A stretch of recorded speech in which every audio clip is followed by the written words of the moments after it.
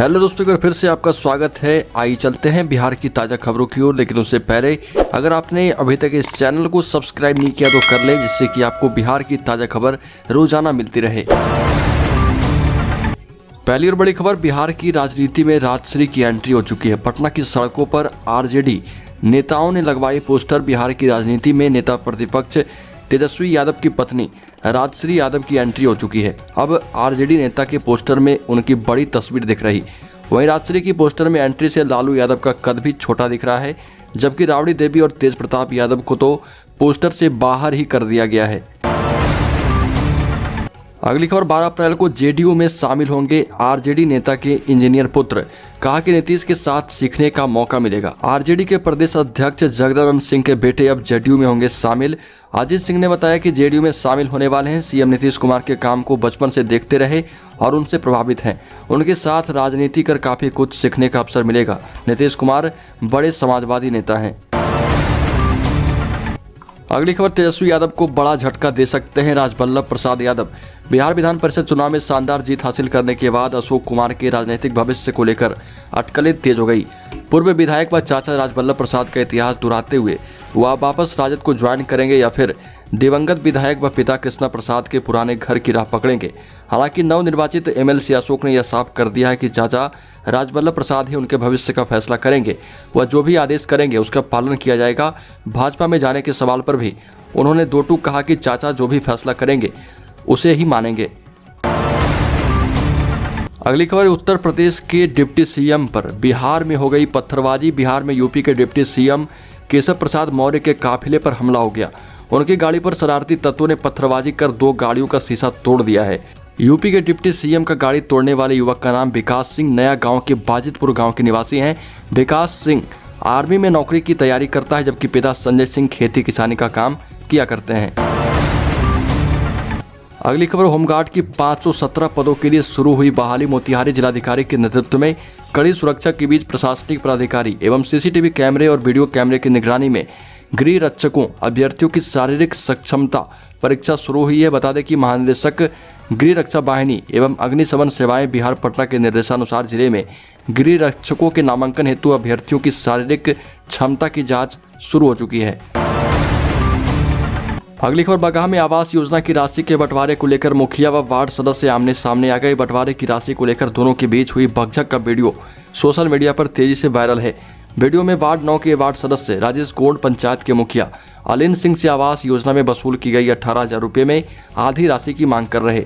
आवास योजना में वार्ड सदस्य और मुखिया के बीच लगातार झड़प की खबर आ रही है। अगली खबर, बिहार के पुराने वाले वार्ड सचिव अभी भी अपनी हक के लिए लड़ाई लड़ रहे और हाईकोर्ट से निराशा मिलने के बाद सुप्रीम कोर्ट जाने की तैयारी में हैं। हालांकि सरकार ने स्पष्ट कर दिया है कि उन्हें फिर से नौकरी पर रखा नहीं जाएगा। फिर भी वो हार मानने को तैयार नहीं है। पुराने वार्ड सचिवों ने ऐलान किया है कि हम अपने अधिकार की लड़ाई लड़ते रहेंगे। बिहार के पुराने वार्ड सचिवों का कहना है कि पहले तो उन्हें सरकार ने काम पर रखा, काम करवाया और जब काम निकल गया तो धक्के मारकर नौकरी से निकाल दिया। ये हमारे अधिकारों का हनन है और इस मामले को सुप्रीम कोर्ट में ही अब रखा जाएगा। अगली खबर, गया में रसोइया संघ का जोरदार प्रदर्शन। वेतनमान बढ़ाने के लिए सरकार से कर दी है मांग। बिहार रसोइया की मांग सरकार से ये है कि उन्हें समान काम के बदले समान वेतन जारी किया जाए। लंबे समय बीत जाने के बावजूद बिहार के रसोइयों को उनका हक सरकार नहीं दे रही है, जिससे कि रसोइयों के पारिवारिक खर्च चलाने में भी दिक्कत आ रही है। रसोइया की अनुकंपा पर बहाली करने की मांग भी की गई है। साथ ही साथ 10 महीने की बजाय 12 महीने का वेतन भी देने की मांग की गई है। मांगे नहीं माने जाने की स्थिति में स्ट्राइक यानी हड़ताल पर जाने की धमकी भी दी गई। अगली खबर, नियोजित शिक्षकों के वेतन में हाल में ही 15% की बढ़ोतरी की गई थी, जिसके बाद अब इसका असर जमीनी स्तर पर बहुत जल्द देखने को मिल सकता है।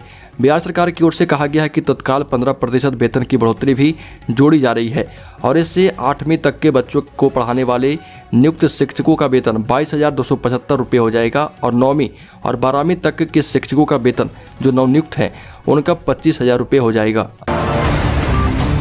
अगली खबर, बिहार में अब डीडीसी के खाते से सीधे वार्ड सदस्य के खाते में जाएगी राशि। बिहार के वार्ड सदस्यों को अब पंचायती राज विभाग ने खुशखबरी दी है। अब सीधे उप विकास आयुक्त के खाते से वार्ड सदस्य के खाते में ही राशि भेजी जाएगी। मुखिया का कोई दबाव वार्ड सदस्य पर ना हो और पंचायत में सर्वांगीण विकास कार्य हो सके। पंचायती राज विभाग को बहुत दिनों से शिकायत मिल रही थी कि वार्ड सदस्य को फंड खर्च करने में परेशानी आती है, तो इसको लेकर बिहार के वार्ड सदस्यों को ही अब सीधे खाते में पैसे मिल जाएंगे। अगली खबर, बिहार के कुछ संविदा कर्मियों के मानदेय में भयंकर बढ़ोतरी की गई। प्रयोगशाला प्राविधिक को अब 37,000 मानदेय दिया जाएगा, पहले 32,000 मिलता था। एक्सरे मैकेनिक को अब 25,000 मानदेय मिलेगा, पहले 22,000 मिलता था। साथ ही साथ होल्टर टेक्नीशियन, रेडियोथेरेपी टेक्नीशियन, वरीय रेडियोग्राफर, फिजिको प्राविधिक के वेतनमान को 37,000 कर दिया गया है और जनसंपर्क अधिकारी को अब 43,000 रुपये दिए जाएंगे। साथ ही साथ विद्युत सहायक को अब 25,000 रुपये मानदेय दिए जाएंगे, जिन्हें पहले 20,000 ही मिलता था। बिहार के और भी संविदा कर्मियों के मानदेय बढ़ोतरी पर बिहार सरकार विचार कर रही है। अगली खबर, बिहार विधान परिषद चुनाव का परिणाम आते ही एनडीए की अंदरूनी कलह सामने आ गई। मुख्यमंत्री नीतीश कुमार ने एक करीबी मंत्री ने कहा कि बिहार बीजेपी के बड़े बोले नेताओं के कारण चुनाव में नुकसान हुआ है। बिहार विधान परिषद में स्थानीय प्राधिकार कोटे की 24 सीटों के लिए हुए उपचुनाव के दौरान ही कई सीटों पर राष्ट्रीय जनतांत्रिक गठबंधन की अंदरूनी रस्साकसी सामने आने लगी थी। कई सीटों पर भारतीय जनता पार्टी और जनता दल यूनाइटेड के कार्यकर्ता बटे दिखे, तो कई जगह पार्टियों को अपने ही कार्यकर्ताओं की बगावत का सामना करना पड़ा। बिहार विधान परिषद के चुनाव परिणाम के बाद जेडीयू का गुस्सा खुलकर सामने आ रहा। मुख्यमंत्री नीतीश कुमार के करीबी नेताओं ने एमएलसी चुनाव में बीजेपी की वजह से नुकसान होने की बात कह डाली है। अगली खबर, रामनवमी पर बिहार के 33 जिलों की अतिरिक्त फोर्स की तैनाती की गई है। 12 अप्रैल तक सड़कों पर पूरी चौकसी होगी। रामनवमी के त्यौहार को शांतिपूर्ण ढंग से संपन्न कराने के लिए प्रशासन ने पूरी तरह कमर कस ली है। बिहार सरकार के मुख्य सचिव आमिर सुबहानी ने सभी जिलाधिकारियों और वरीय पुलिस अधीक्षकों को निर्देश दिया है कि रामनवमी पर्व के मौके पर जिलों में पर्याप्त सुरक्षा की व्यवस्था की जाए।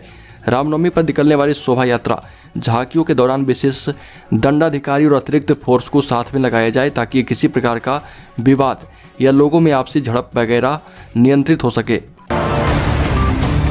अगली खबर, 25 अप्रैल से शुरू होगी इंटर कंपार्टमेंटल की परीक्षा। इंटर कंपार्टमेंट सब विशेष परीक्षा का schedule Bihar school examination board ने जारी कर दिया है। परीक्षा 25 अप्रैल से शुरू होगी और 4 मई तक चलेगी। इस बार परीक्षा का आयोजन 2 पालियों में किया जाएगा। पहली पाली की परीक्षा सुबह 9:30 बजे से लेकर 12:45 तक और दूसरी पाली की परीक्षा दोपहर 1 बजे से लेकर 5 बजे तक होगी। इस दौरान एक साथ इंटर के तीनों संकाय की परीक्षा होगी। इस परीक्षा में पिछले 2 सत्र के फेल परीक्षार्थियों को भी शामिल होने का मौका दिया गया है। अगली खबर, बिहार में 80 लाख परिवारों को मिलेगा आयुष्मान योजना का लाभ। राशन कार्ड वालों को जोड़ेगी सरकार। सामाजिक न्याय पखवाड़ा के पहले दिन स्वास्थ्य मंत्री मंगल पांडे ने भाजपा कार्यालय में प्रेस कॉन्फ्रेंस कर राज्य में स्वास्थ्य सुविधाओं की अद्यतन स्थिति की जानकारी दी। साथ ही भविष्य में होने वाले कार्यों से अवगत कराया। आयुष्मान भारत योजना के तहत प्रतिवर्ष प्रति परिवार को 5 लाख रुपए की सहायता राशि दी जा रही है। राज्य में 1 करोड़ 8 लाख लाभुक की सूची है। राज्य में अब तक करीब 29 लाख लोगों को गोल्डन कार्ड जारी कर दिया गया है। इसके अलावा मुख्यमंत्री नीतीश कुमार से विमर्श कर एक बड़ा निर्णय लिया गया है। राज्य के अंदर और 80 लाख राशन कार्डधारी परिवार को आयुष्मान योजना से जोड़ा जाएगा। अगली खबर, बिहार सरकार में पशु एवं मत्स्य संसाधन विभाग के पूर्व मंत्री एवं वीआईपी पार्टी के राष्ट्रीय अध्यक्ष मुकेश सैनी को नीतीश मंत्रिमंडल से बाहर करने के बाद सरकार उनके कार्यकाल में लिए गए फैसले भी रद्द कर रही है। मत्स्यजीवी सहकारी समिति की सदस्यता की संख्या बढ़ाने के अभियान के लिए ऑनलाइन आवेदन के लिंक को फिलहाल बंद कर देने के लिए विशेष सचिव पशु एवं मत्स्य संसाधन विभाग ने सहकारिता सचिव को पत्र लिखा है। यह लिंक सहकारिता विभाग द्वारा लॉन्च किया गया था। अगली खबर, बिहार एमएलसी चुनाव में किया प्रयोग। अब बोचहां उपचुनाव में तेजस्वी यादव, भूमियार समेत सवर्णों को साधने में लगे। राजद को आज भी कहीं ना कहीं एम22 समीकरण वाली पार्टी के नजरिए से देखा जाता है, लेकिन जब आरजेडी की कमान तेजस्वी यादव के हाथों में मिली तो अब पार्टी को वो इस चोले से बाहर निकालने में जुट चुके हैं। तेजस्वी यादव लगातार अब खुलकर राजद को एम22 नहीं बल्कि A to Z की पार्टी बताते हैं। विधान परिषद चुनाव में उन्होंने खुलकर एक प्रयोग किया जिससे बड़ा संदेश भी बाहर निकला। सवर्ण समाज व वोटरों को साधने में जुटी राजद ने इस बार खासकर भूमियार प्रत्याशियों पर दांव खेला था और अब बोचहां उपचुनाव में भी तेजस्वी यादव सवर्ण वोटरों को साधने में लग गए हैं। तो दोस्तों, बिहार की ताज़ा खबरों में अभी के लिए इतना ही। अगर आपने अभी तक इस चैनल को सब्सक्राइब नहीं किया तो कर लें, जिससे कि आपको बिहार की ताज़ा खबर रोजाना